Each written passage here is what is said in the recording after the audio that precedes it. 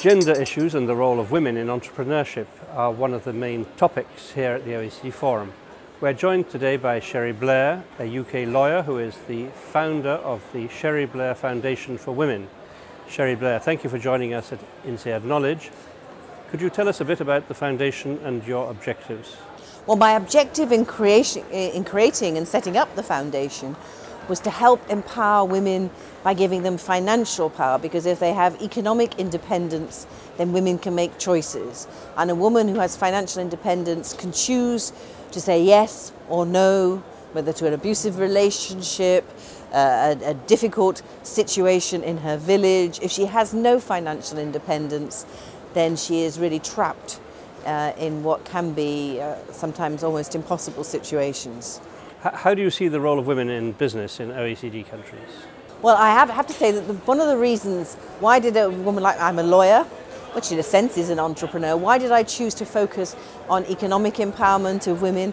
Because of my own experiences and the experience of my mother and my grandmother. I was lucky.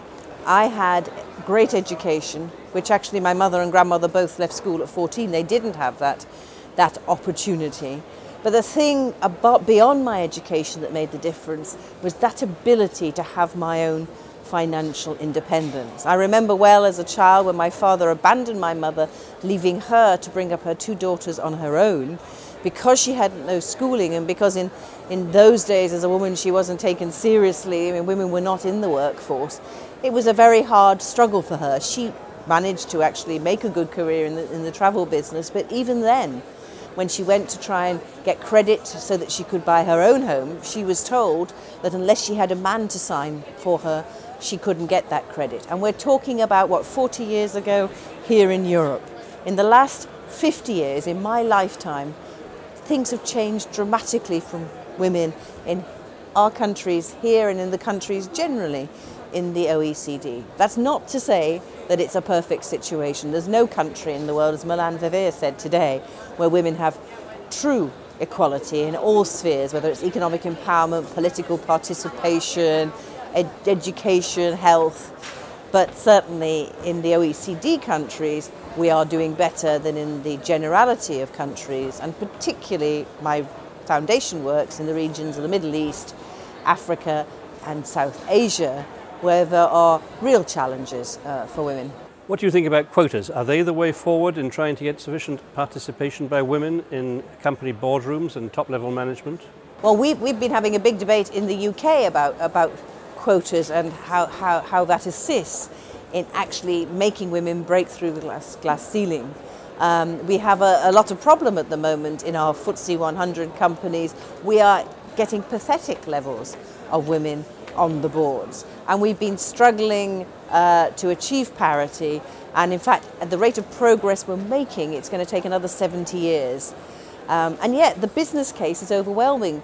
Boards which have parity, which is around 30% women's participation, do better on the bottom line, do better on return on investment, are generally better businesses, and yet we still have a company like Associated British Foods in the UK, which has no women on their board, and if you look at what the criteria for being a non-executive director, clearly the most important issue is that you have no hair, because that appears, and you're over 60.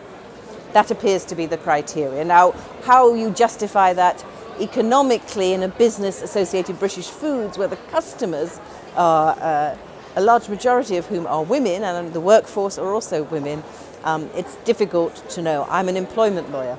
If I was taking a case for that, if it wasn't about appointing non-executive directors but people to jobs, you wouldn't be able to sustain that in front of a tribunal.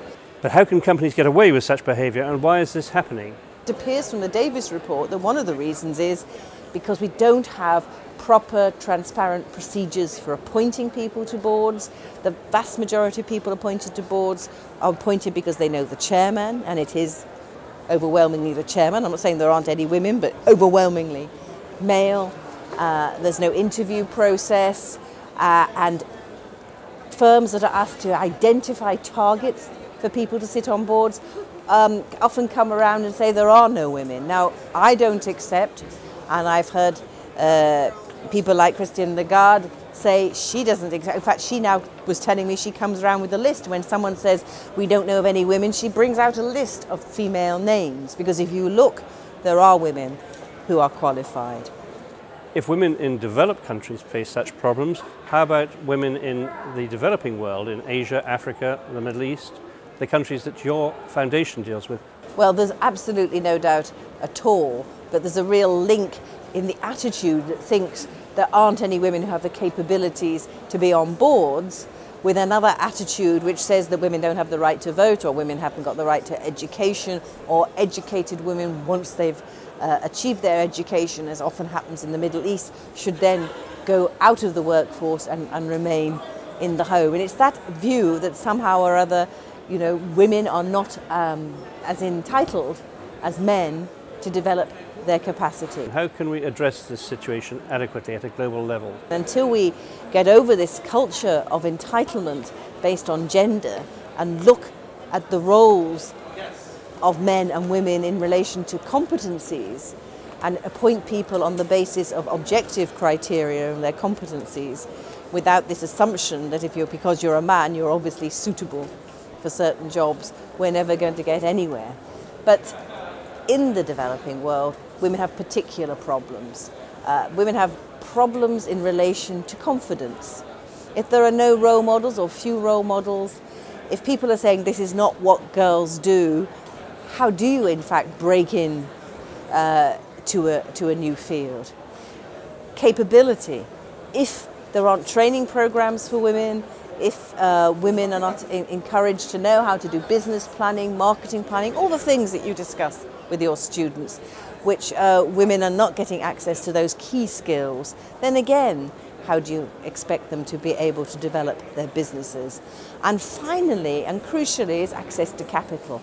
Across the world, women get a minute proportion of access to capital.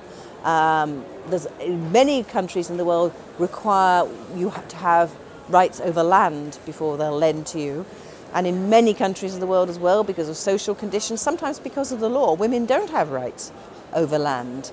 And therefore, they don't even get in front of the desk of the man that they need to ask to give access to capital. So we need to do more to bring women, to build up women's confidence, to build up their capability and give them access to capital so that they can become the drivers of development in their country.